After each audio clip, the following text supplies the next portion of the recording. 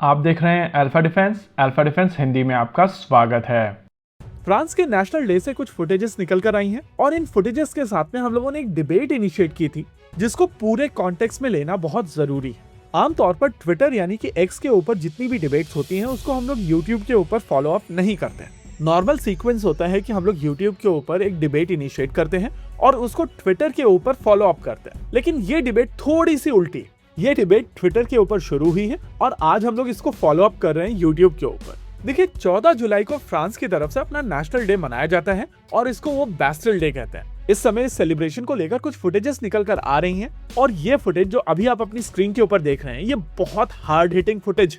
इसमें आप फ्रांस की national pride Rafale fighter jet को देख सकते हैं और साथ ही कमर्शियल एविएशन को किस तरीके से डुअल रोल में यूज किया जा सकता है उसको भी आप देख सकते हैं। देखिए अगर आप हिस्ट्री मॉनिटर करते हैं तो आप कहेंगे कि हिस्टोरिकली फ्रांस एक बहुत बड़ी पावर रही है और उसका फायदा आज भी फ्रांस को होता है। लेकिन पिछले कुछ समय से भारत में हम लोग बात करते आए हैं कि भारत भी एक उभरती हुई इकोनॉमी है और अगर जीडीपी के हिसाब से देखा जाए तो भारत फ्रांस से एक बड़ी इकोनॉमी है। अब अगर आप इस डिबेट को टच करेंगे तो आपको समझ में आएगा कि ये एक बहुत सेंसिटिव डिबेट है और आमतौर पर भारत में हम लोग इस टॉपिक पर बात नहीं करते।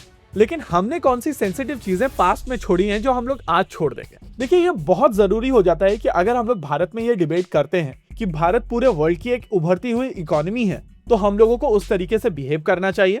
और एक इकोनॉमी पूरी तरीके से तभी उभरती है जब उसके पास में अपनी ताकत को बैक करने के लिए टेक्नोलॉजी होती है। ये बात मानकर चलिए कि आपके राजा रजवाड़े कोई कमजोर आदमी नहीं थे, लेकिन उनके पास में गन पाउडर नहीं था, यानी कि उस समय की top of the line technology उनके पास में नहीं थी और इसी वजह से वो उन फोर्सेस का सामना नहीं कर पाए थे जिनके पास में गन पाउडर था।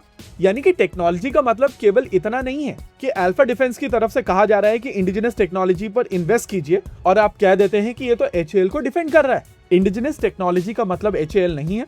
इंडिजिनस टेक्नोलॉजी का मतलब है सॉवरेंटी। आपके रिक्वायरमेंट के हिसाब से जितनी भी टेक्नोलॉजी की आवश्यकता हो वो टेक्नोलॉजी अगर आप बाहर से भी अक्वायर करें तो उसको लेकर आपके पास में पूरा कंट्रोल होना चाहिए। और किसी कारणवश अगर आपके पास में वो टेक्नोलॉजी नहीं है और आपको उसको बाहर से बिना कंट्रोल के अक्वायर करना पड़ रहा है तो आपके पास में कम से कम एक टेक्नोलॉजिकल रोड मैप होना चाहिए कि आगे चलकर आप उसको कैसे अचीव करेंगे। इंटरनेशनली अगर देखा जाए तो जितनी भी बड़ी मिलिट्री पावर्स हैं वो एक डिसेंट इकोनॉमी भी है, लेकिन अगर आप सभी मिलिट्री पावर्स को देखेंगे तो आपको समझ में आएगा कि उनकी एक हिस्ट्री। इन देशों ने कंसिस्टेंटली अपनी मिलिट्री के ऊपर इन्वेस्टमेंट किया है और उसको बैक किया है टेक्नोलॉजी से। वर्ल्ड वॉर टाइम से अगर देखा जाए तो बड़े मिलिट्री पावर एग्जैक्टली वही हैं, यूएस, रशिया, यूके, फ्रांस। लेकिन इन सभी चीजों में अगर आपको एक नया देश उभरता हुआ दिखाई दे रहा है तो वह है चाइना।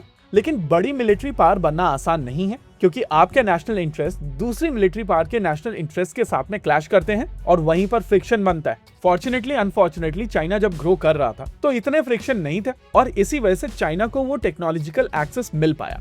दूसरी चीज, चाइना ने उन सभी चीजों के ऊपर इक्वल इन्वेस्टमेंट भी किया है और कई जगहों पर उन्होंने कॉम्प्रोमाइज किया है ताकि उनकी डोमेस्टिक इंडस्ट्री चीजों को बेहतर कर पाए। अब अगर भारत के केस की बात की जाए तो ना तो भारत के पास में इस समय चाइना लेवल का पैसा है और ना ही भारत में यूजर्स इतने फ्लेक्सिबल।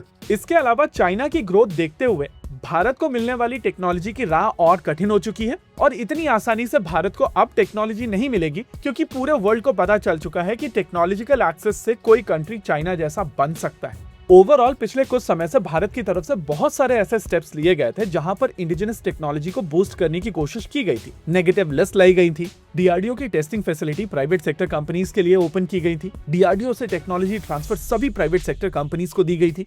पूरे वर्ल्ड में L1 वाला मॉडल चलता है लेकिन भारत में L1 L2 दोनों को कंसिडर करने की कोशिश की गई थी।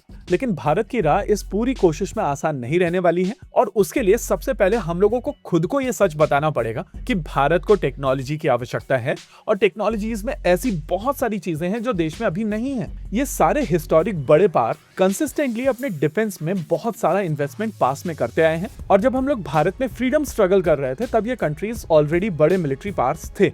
लेकिन चाइना ने हम लोगों को ये करके दिखाया है कि अगर आप अपनी डोमेस्टिक इंडस्ट्री में इन्वेस्ट करेंगे तो आपको रिजल्ट्स मिलेंगे और एग्जैक्टली वही एक कारण है कि हम लोग लगातार कहते रहते हैं कि देश में इन्वेस्टमेंट की आवश्यकता है और बाहर से इंपोर्ट कम से कम हो। परेशानी यह है कि जब भी आप इस डिस्कशन में जाते हैं तो ये लोग उसमें एचएएल को घसीट के लेकर आते हैं। भाई एचएएल में परेशानियां हैं और एलसीए मार्क 1 नहीं बन रहा है, लेकिन अपने दिल पर हाथ रखकर ये बताइए कि क्या एमएमआरसीए में तेजस मार्क 2 था?